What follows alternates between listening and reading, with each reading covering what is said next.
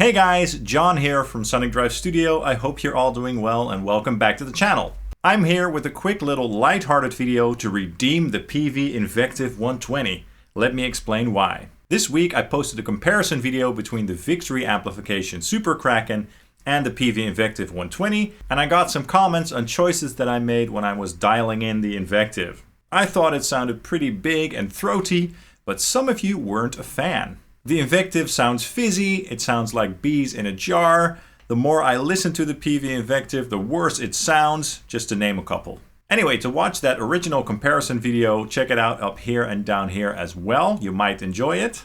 And some people also weren't a fan of some decisions that I made regarding the cabinet choices of the amplifiers. But you know, I like to keep things fresh and interesting, and sometimes I just want to change things up a little bit. There are no rules on how to create videos, and I just want to keep my videos fun. It's literally impossible to please everyone, but I will always do my best. Okay, so does the Peavey Invective 120 really suck? Or could I simply have done a better job at dialing it in? Or do some people simply have a prejudice against this amplifier for some reason? I'm not entirely sure about that last bit, but I will touch on that in a minute. First, let's just focus on the tone.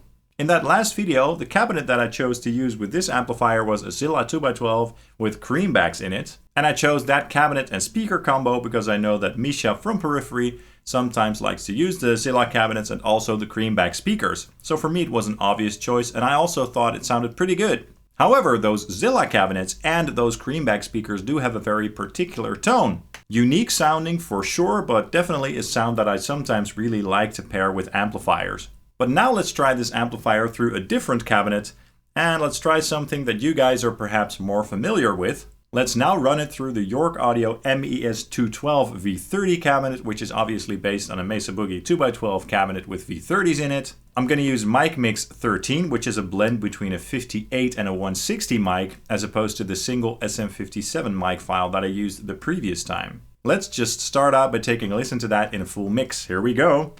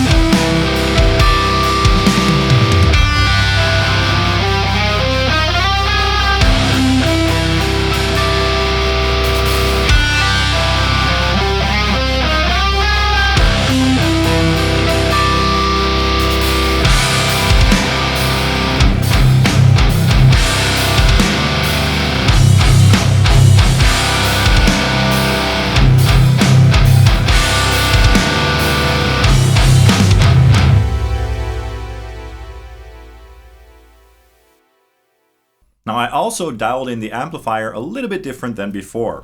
I'm still on the lead channel. I raised the mids a touch, lowered the channel volume a touch, and lowered the presence a touch. With this amplifier, just as with 6505s and 5150s, the presence control is very active around the 8 region. So by lowering that control just a touch, it did make the amp sound a little bit warmer. Let's also take a listen to the guitars in isolation. Here we go.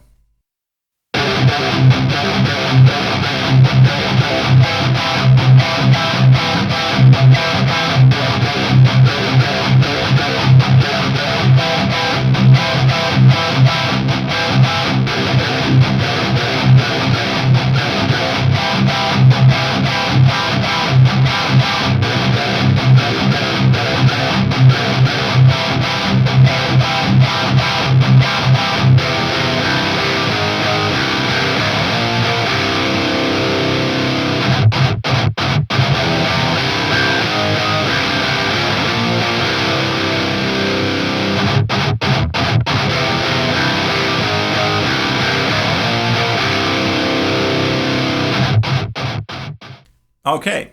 Also note that I'm not using the boost function this time. It's a great function to have on an amplifier like this, but for the guitar that I use, the LTD NW44, which is already a very tight and aggressive sounding guitar, it's not really necessary in my opinion. This amplifier already sounds pretty tight and gnarly even without the boost.